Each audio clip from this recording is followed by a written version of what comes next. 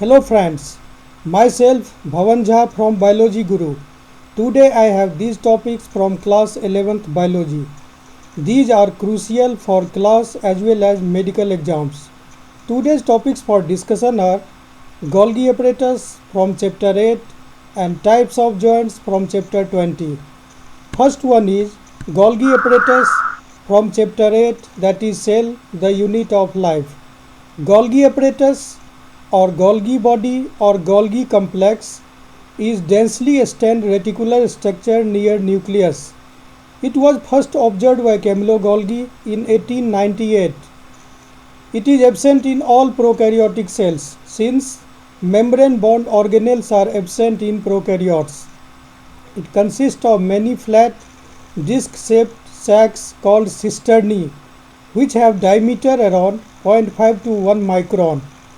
Cisternae are stacked parallel to each other. Their number varies from 3 to 20. It may be up to 50 in liver cells.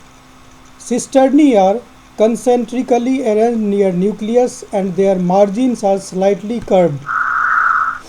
Each cisterna has two faces. First one is cis face.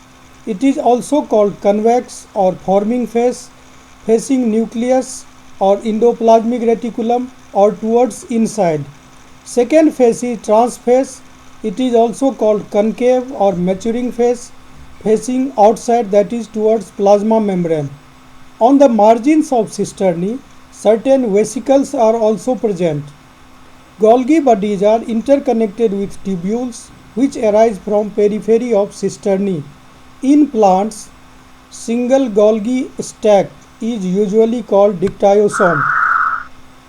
Functions of Golgi body is, it is principally function as packaging and storage of materials to be delivered either to the intracellular targets or secreted outside cell. Materials to be packed in the form of vesicles from endoplasmic reticulum, fuse with cis phase and move towards trans phase. So it remains in close association with endoplasmic reticulum.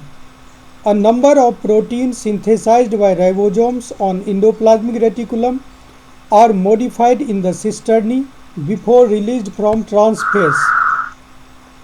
Golgi bodies are important site of formation of glycoproteins and glycolipids, in which proteins and lipids are glycosylated with the help of enzyme glycosyl transferase.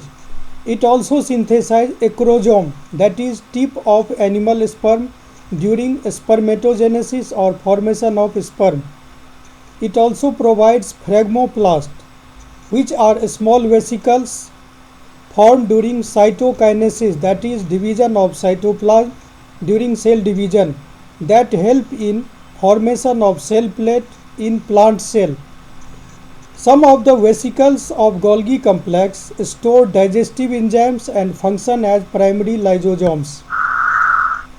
Next topic is types of joints from chapter 20, that is locomotion and movement. Joints are the place of articulation between two or more bones or between a bone and a cartilage. Joints are three types. First one is fibrous joint. It is immovable or fixed joint. There is no space between bones. The attached bones are very tightly held with the help of dense fibrous connective tissue. Examples of fibrous joint are joint between skull bones called sutures and articulations of root of teeth with sockets of maxillae and mandible.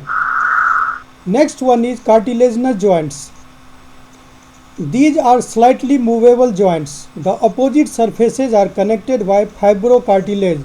Example of cartilaginous joints are joints between adjacent vertebrae or intervertebral discs.